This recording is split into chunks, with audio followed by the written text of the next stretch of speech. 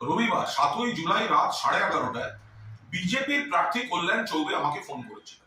তিনি আমায় বলছেন আমি যদি তাকে সাহায্য করি তাহলে তিনি আমায় খেলার জগতে রাজ্য বা জাতীয় স্তরে বড় পদ দেবেন। যদি কৃতজ্ঞতা স্বরূপ না না যদি ভবিষ্যতেও কখনো খেলাধুলায় সে সর্বভারতীয় পর্যায়ে হোক কি রাজ্য পর্যায়ে হোক কোথাও আপনার মনে হয় আমি আপনাকে অ্যাকোমোডেট করার চেষ্টা করব। ইনসাফ বাংলা চ্যানেল থেকে বলছি। হ্যাঁ বলুন। আজকে কুণাল ঘোষ তার এক্স হ্যান্ডেলে একটি ভিডিও পোস্ট করেছে।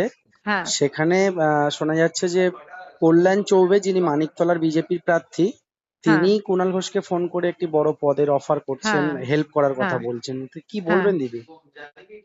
কি বলবো, এটাই বলবো যে একটা কথা আছে, desperate Times call for desperate measures. মানে যখন সময় এতটাই খারাপ আসে আর যখন মনে হয় যে একেবারেই ধরাশায়ী হবে, মানে গোহারা হারবে, তখন তো এসব ভুলভ্রান্তি হয়ে গিয়েই থাকে। কি করে যিনি মানে বিধানসভা কেন্দ্রের যিনি আহ্বায়ক নির্বাচন করাচ্ছেন, দিদি তাকে এবং তার টিমের ওপর গুরু দায়িত্ব দিয়েছেন জেতানোর, তাকে ফোন করে কি করে সে বলে যে একটু সাহায্য করে দেবেন? এ তো মানে মরিয়া হয়ে যাওয়া আর কি, জানে হেরে যাবে। মানে বিজেপি কি এই সিটটা জেতা তাদের খুব জরুরি, নাকি কুণাল না, ঘোষকে দিয়ে? এটা এটা বিজেপির যে কোনো সিটই এখন আসলে এমন অবস্থা ওদের হয়ে গেছে, সংগঠনহীন দল। এই দিক থেকে দাঁড়িয়ে আবার কিন্তু কল্যাণ শুভেন্দু চৌবে অধিকারী তো সংগঠন করছেন, তিনি চারিদিকে ছুটে বেড়াচ্ছেন। ছুটে বেড়ালে যদি সংগঠন হতো তাহলে তো এই ফল হতো না লোকসভায়, তাই না? আচ্ছা, একটা মানুষ ছুটে বেড়াচ্ছে, সেটাই কি সংগঠন? ছুটে তো অনেকে বেড়ায়। সংগঠন করতে গেলে গ্রাসরুটের সাথে কানেক্ট করতে হবে, মানুষের সমস্যার কথা বুঝতে হবে। মানুষের সমস্যা যেই দল বাড়িয়ে দিচ্ছে দৈনন্দিন জীবনে, তাদের কি গ্রাসরুট লেভেলের সংগঠন হওয়া সম্ভব? সম্ভব না তো।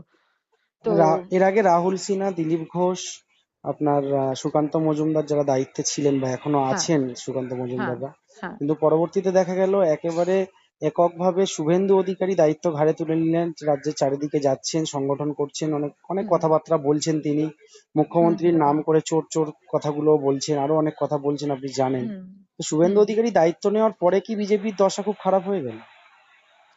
না, আমার আমার সত্যি কথা বলতে যেটা মনে হয় সেটা হচ্ছে যে আহ, একটা মানে একটা মানুষ তার যদি দলের মতাদর্শর ওপর বিশেষ তার ভরসা আছে কিনা আমি জানি না, কারণ তিনি সিংহভাগ জীবন তার রাজনৈতিক উত্থান সবকিছুই তো তৃণমূলই, সবকিছুই মানে আপনার একেবারে তৃণমূল কংগ্রেসের হম, মানে মানে একটা ধর্মনিরপেক্ষ আঁতুড় একটা ঘরে কালচার। থেকে থেকে তিনি রাজনীতি করেছেন।